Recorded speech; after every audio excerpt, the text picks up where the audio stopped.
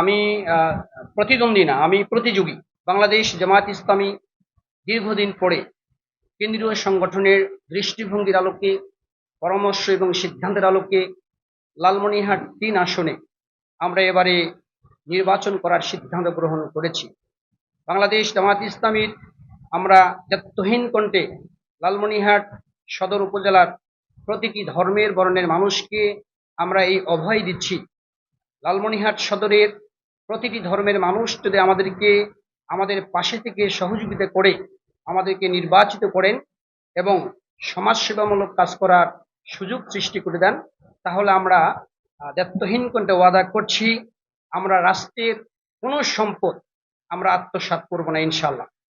আমরা বেকারত্ব দূর করার জন্য আমরা অবশ্যই সর্বোচ্চ সহযোগিতা করব এবং কর্মসংস্থানের সৃষ্টির জন্য সর্বশক্তি আমরা প্রয়োগ করবো ইনশাল্লাহ। আপনারা নিঃসন্দেহে জানেন, তিস্তা পারের মানুষের কান্না থামানোর জন্য তিস্তা মহাপরিকল্পনা অতি দ্রুত বাস্তবায়ন করার জন্য আমরা কার্যকর পদক্ষেপ গ্রহণ করব।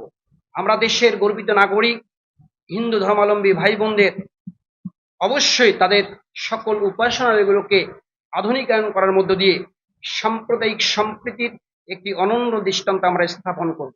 আমরা সকল সন্ত্রাসবাদ এবং চাঁদাবাজ বন্ধের ক্ষেত্রে লালমনিরহাট সদরের প্রতিটি ধর্মের বর্ণের মানুষকে সাথে নিয়ে নজিরবিহীন একটি দৃষ্টান্ত আমরা স্থাপন করব। আধুনিক এবং যুগোপযোগী শিক্ষা এবং স্বাস্থ্য খাতের ভিত্তিতে উন্নত শান্তি নগরী আমরা তৈরি করার ক্ষেত্রে সবচেয়ে বেশি ভূমিকা পালন করব। আমরা তরুণ প্রজন্মকে স্বনির্ভর করার জন্য কর্মসংস্থানের ব্যবস্থা আমরা করব ইনশাআল্লাহ।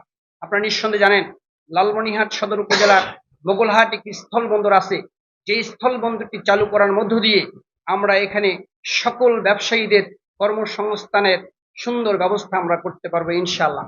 এখানে আপনারা জানেন, কৃষক, শ্রমিক সকল মানুষদেরকে স্বাভাবিক এবং সর্বোচ্চ সম্মানজনক সুব্যবস্থা করার জন্য আমরা সর্বোচ্চ ভূমিকা পালন করব।